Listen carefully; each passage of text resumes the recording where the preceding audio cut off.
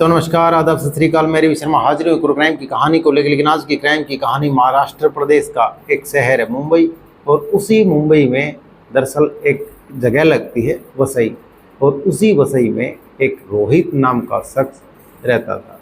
आज से 6 साल पहले अब इस कहानी में चलते हैं। जिस तरह से वो लड़का अब वहाँ पे रहता था, अब उसका कोई नहीं होता।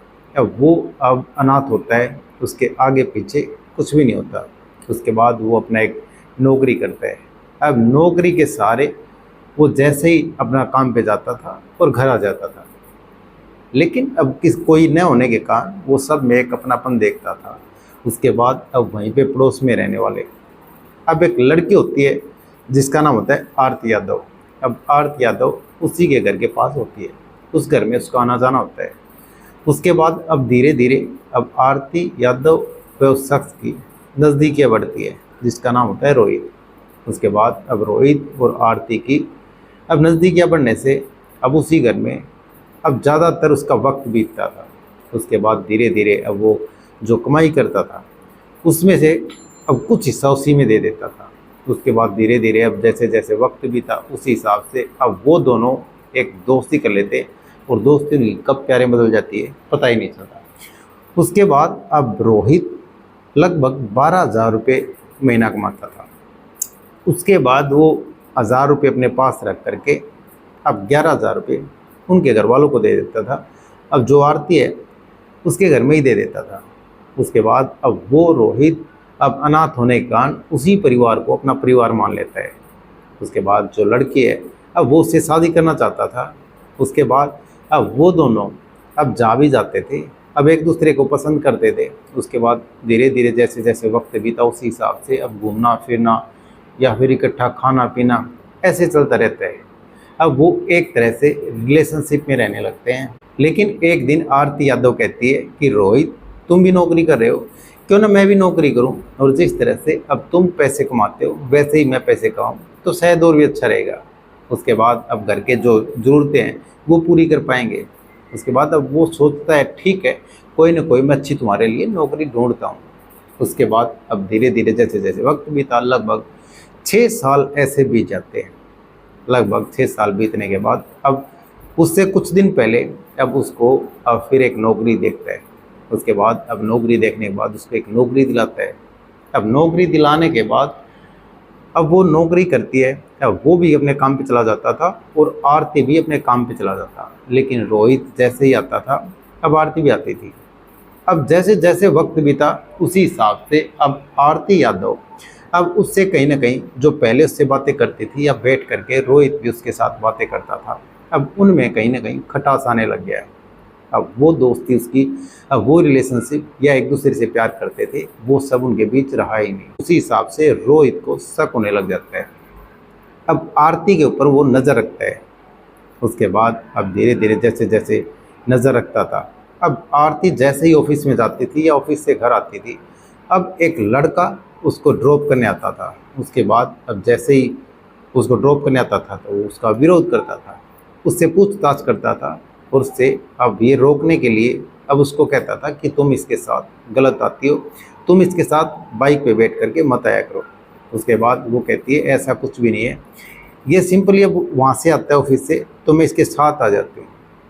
उसके बाद अब इतना ही नहीं, अब रोहित अब उसके ऊपर नज़र रखता रहता है, और फिर अब उसको आरती को इस चीज़ का पता नहीं होता। उसके बाद अब कुछ वक्त और बीतता है, लेकिन एक दिन हद पार तब हो जाती है जब आरती यादव अब अपने जो ऑफिस से छुट्टी होती है उसके बाद अब वहाँ से आती है। लेकिन अब वो रोहित अब उसकी नज़र रखता है और उसकी देखता है कि कहाँ पे जाती है और कहाँ पे आती है। लेकिन उसके बाद अब जैसे ही एक दिन देखता है, अब वहाँ पे जैसे ही जो उसका ऑफिस का दोस्त होता है वो उसको किस करता है। उसके बाद जैसे ही ये सब देखता है अब घर आती है आरती।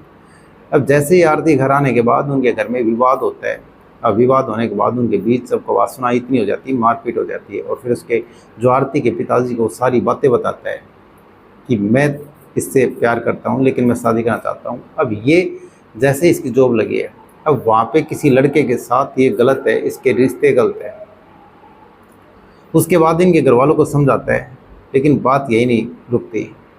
उसके बाद अब जैसे ही कुछ वक्त और बीतता है, अब वो फिर भी उसके साथ कवासुनाई कर देता है, वो लड़ाई झगड़ा करता है। उसके बाद फिर एक दिन अब आरती यादव थाने में जा कर के अब तहरीर देती है और उसके खिलाफ एक मुकदमा दर्ज कराती है। लेकिन जैसे ही मुकदमा दर्ज कराती है, अब पुलिस उसको बुलाती है रोहित को, और रोहित को ये कह कर के छोड़ देती है कि तुम आगे से इसको परेशान करोगे या फिर इसके साथ मारपीट करोगे तो तुम्हारे लिए अच्छा नहीं होगा। उसके बाद अब वहाँ से रोहित चला जाता है। अब वो बैठ कर के सोचता है कि जिससे मैंने प्यार किया, अब मैंने लगभग 6 साल से उससे अब रिलेशनशिप में रहा, और उसके बाद मैंने जो भी मेरी तनख्वाह थी उसमें से 1000 रुपये रख के सारा पैसा भी दिया। उसके बाद अब फिर उसने नौकरी के लिए कहा, मैंने उसको नौकरी भी दिलाई। अच्छी नौकरी दिलाने के बाद अब वहीं पे अब उसी ऑफिस में किसी लड़के के साथ अब उसका चक्कर है। उसके बाद अब जैसे जैसे वक्त बीता उसी हिसाब से अब उसके दिमाग में अब फिर गलत आ जाता है। अब वो सोचता है क्यों ना मैं इस चैप्टर को ख़त्म कर दूँ। उसके बाद अब वो उसकी रेकी करता है, और उसके बाद उसको जैसे जैसे समझाने की कोशिश की उसी हिसाब से अब फिर एक दिन उसके जैसे ही मन में एक दिन आती है कि इसको क्यों ना मैं मार दूँ, उसका मर्डर करने की प्लानिंग कर लेता है। और फिर जैसे ही अब आरती यादव अब रोड पे जा रही थी, उसके बाद वहीं पे अब उसका रास्ता रोकता है और फिर एक रिंच निकालता है, और रिंच निकालने के बाद उसके सिर पे वार करता है। लेकिन करीबन 30 सेकंड में अब 15 रिंच के वार करता है। उसके बाद जैसे ही इतने वार होने के बाद वो ज़मीन पे गिर जाती है और पूरा वर्ल्ड ही वर्ल्ड बिखर जाता है। अब उसकी मौके पे मौत हो जाती है। उसके बाद वहाँ पे अब बैठ जाता है, और फिर उसी दौरान कोई पुलिस को फ़ोन करता है, और फिर फ़ौरन पुलिस आती है। पुलिस आने के बाद अब बॉडी को अपने कब्जे में लेती है और फिर उसको पोस्टमार्टम के लिए भेज देती है। उसके बाद अब फिर आरोपी को पकड़ लेती है। लेकिन अब जो आरती का परिवार है, आरती यादव का परिवार है, वो ये कहता है कि पुलिस पे भी कहीं ना कहीं सवाल उठाता है। अब वो ये कहता है कि पहले भी हमने एक तहरीर दी थी, अब पहले भी इसने घर पे आके इसके साथ मारपीट की थी, तब पुलिस ने कोई एक्शन नहीं लिया। शायद पुलिस एक्शन ले लेती तो ये ना होता। उसके बाद अब पुलिस ने जैसे उसको समझा करके अब आगे से ऐसी हरकत नहीं करना। अब उसके बाद पुलिस आगे की कार्रवाई कर रही है, लेकिन जिस तरह से आरती यादव का परिवार अब चाहता है इसको सख्त से सख्त सज़ा मिले और जल्द से जल्द सज़ा मिले। आखिर इसमें गलती किसकी है, आप भी कमेंट करके ज़रूर बताएं। तो कहानी सुनाने का मतलब किसी का दिल दुखाना नहीं या किसी की भावनाओं को ठेस पहुंचाना नहीं। ये कहानी सुनाने का मतलब आप सतर्क रहें, सावधान रहें। तो कैसी लगी आज की कहानी कमेंट सेक्शन में ज़रूर बताएं। वीडियो को लाइक कर दे, चैनल को सब्सक्राइब कर दे, बेल आइकन को प्रेस कर दे ताकि हर वीडियो का नोटिफिकेशन मिलता रहे। जय हिंद, जय भारत।